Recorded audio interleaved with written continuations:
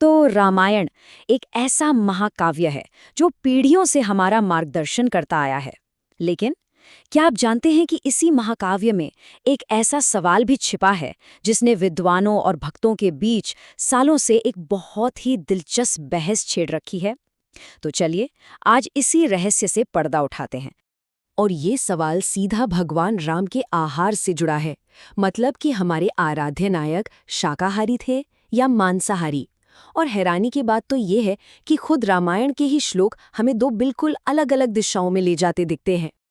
अच्छा, तो इस गुत्थी को सुलझाने के लिए हमारी पड़ताल उस सबसे मशहूर श्लोक से शुरू होती है जिसे अक्सर इस बात को साबित करने के लिए पेश किया जाता है कि भगवान राम हमेशा से शाकाहारी थे। ये शब्द, ये कोई साधारण शब्द नहीं है। ये वो मार्मिक शब्द हैं जो हनुमान जी ने माँ सीता से तब कहे थे जब वो रावण की अशोक वाटिका में बंदी थीं और पूरी तरह से दुख में डूबी हुई थीं। यहाँ पर जो बात सबसे ज्यादा मायने रखती है वो है इस बातचीत का कॉन्टेक्स्ट। मतलब ये कोई आम घोषणा नहीं है। ये तो हनुमान जी का एक तरीका है माँ सीता को सांत्वना देने का, उन्हें ये बताने का कि राम उनके बिना कितने ज्यादा दुखी और व्याकुल हैं।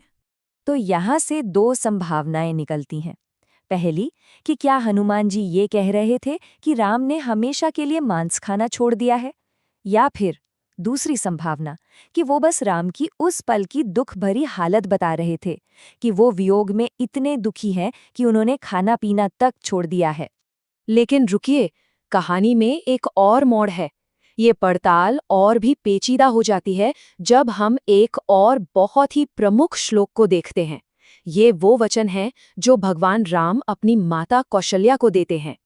अब कई लोगों का मानना है कि बस यही वो श्लोक है जो इस पूरी बहस को हमेशा के लिए खत्म कर देता है।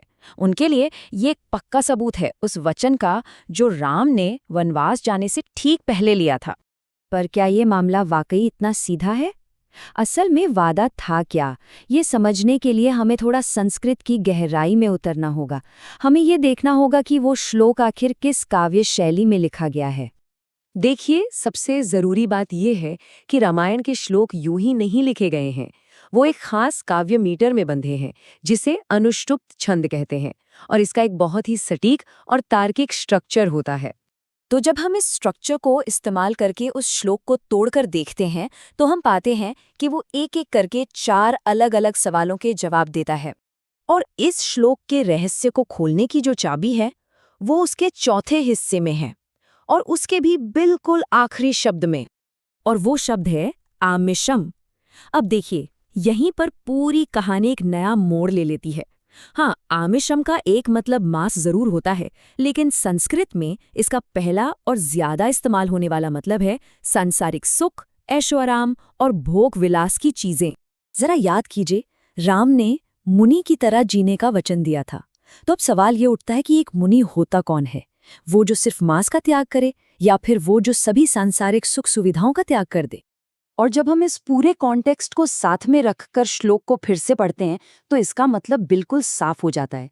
राम असल में ये वचन दे रहे थे कि वो 14 साल वन में कंदमूल और फल पर रहेंगे और एक मुनि की तरह सभी आमिषम यानी हर तरह के सांसारिक सुख और राजसी ऐशोआराम का त्याग कर देंगे। ठीक है, तो अब इस व्याख्या को रामायण के बाकी प्रसंगों की कसौटी पर भी कसकर देख लेते हैं।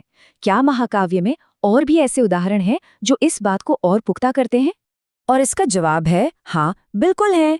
रामायण में हमें कई ऐसे प्रसंग मिलते हैं जहां किसी अनुष्ठान के लिए या फिर जंगल में जीवित रहने के लिए शिकार करने और मांस का जिक्र बिल्कुल साफ साफ मिलता है। तो फिर इस पूरी जांच पड़ताल से हमें रामायण जैसे विशाल और जटिल ग्रंथ को समझने के बारे में आखिर सीखने को क्या मिलता है? देखिए, सबसे बड़ी सीख जो सामने आती है वो ये है कि हमें किसी भी ग्रंथ को उसकी पूरी सच्चाई के साथ उसके अपने कॉन्टेक्स्ट में पढ़ना चाहिए, न कि अपनी आज की सोच और धारणाओं का चश्मा लगाकर। किसी भी प्राचीन ग्रंथ को समझने के लिए हमें एक खोजकर्ता की तरह सोचना पड़ता है। हमें सिर्फ एक श्लोक को पकड़कर नहीं बैठना चाहिए, बल्कि उसके कॉन्टेक्स्ट को, उसकी काव्य संरचना को, भाषा की बारीकियों को और पूरी कहानी को एक साथ देखकर ही किसी नतीजे पर पहुंचना चाहिए।